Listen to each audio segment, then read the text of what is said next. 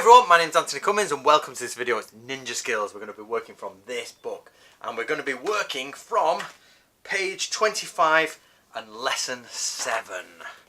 That one there.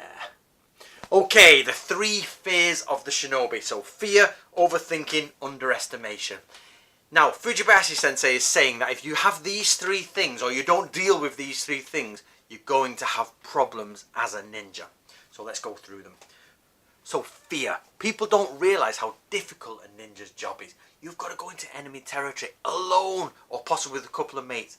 It's really, really scary. You try going just into a woods at night on your own, or try crossing a mountain on your own at night. Now you do it across to an enemy territory, go into an enemy village, infiltrate the enemy, possibly in a war zone, through snake-infested lands, you know, because Japan, I promise you, is snake-infested with mamushi. You always see the locals giving it this, yeah, just in case there's a snake with a bush. Always do it. And then ninjas can't be going bang, bang, bang, get rid of the snakes. They've got to creep through and hope they don't get bitten. Always freaks me out that how ninjas do that. So basically, and then they've got to go and infiltrate the enemy and get through the enemy defences. Fear is just going to be bounding away inside. You're going to be absolutely in fear. So Fujibayashi sensei is saying you've got to get rid of fear. It's not impossible. You can't get rid of it, but you've got to deal with it. You've got to deal with the fear of going in and just go for it. But then he's saying overthinking. So it creates the, right, go from this angle, I'll do that. If they do that, then there's this and this will happen. I'm going to make this move, but the enemy will make this move. And if they make a move, I should make... Basically, you end up at a really far point from where you need to be. So the overthinking is always a problem, because if you start here and you've got a problem, you think, what would they do? Okay, I would do that. And when you get to about 3 steps away, you're into the, it's not even the same situation anymore. So you've got to be really careful. You've got to be like, I've got to be able to do this on the fly, but I need to have a backup plan, or 2 backup plans. But when you start going into, they do that, I do this, they do that, and we on at this end, you're way off. You're like, you've lost the point of what you're doing.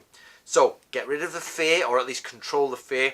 Have a backup plan, but don't go ridiculously. Just keep it light, keep it easy, keep it relaxed, and be ready to work on the fly. And the last one is underestimation. This is quite important, this, because one of the things Sun Tzu says is you've got to demonize your enemy and make them subhuman.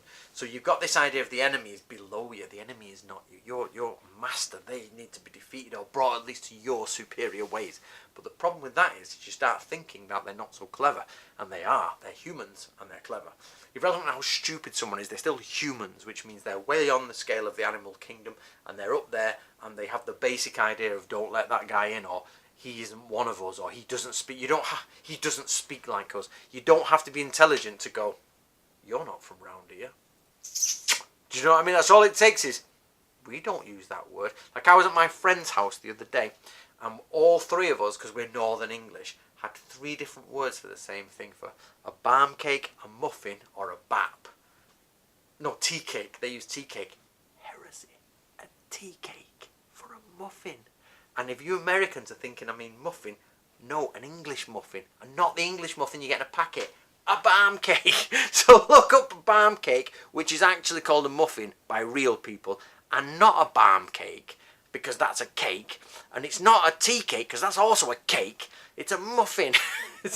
But we 3 of us were arguing about it, and we're like, yeah. So you get this idea that they don't know. And sorry, my point being is, if I walked into a place and said muffin, and they were like, you mean a barm cake? And I'm like, no. Do you mean a tea cake? And they'd be like, you're clearly not from round here. And I mean, it's that simple. One word will give you away. Even though I've got a Northern English accent, I could be like, can I have a muffin? And they'd be like, where are you from, mate? Just, you know, where's that from? So that's my point, is a ninja has to realise even the stupidest person will clock those things. So a ninja has got to be like, don't underestimate the enemy. Oh, they're stupid, they won't realise. They will. They will get it. They might not be academically clever. They might not have the greatest traditions. They might not have a social system as good as yours because you want to enforce your way on them. But still, they're going to be able to clock you because they're not stupid. Right, guys, so that's Ninja Skills. Get yourself a book. Keep up along. We're nearly at the end. The next video, I'm afraid, will be the end of the series. But you can go back and watch them all with the book.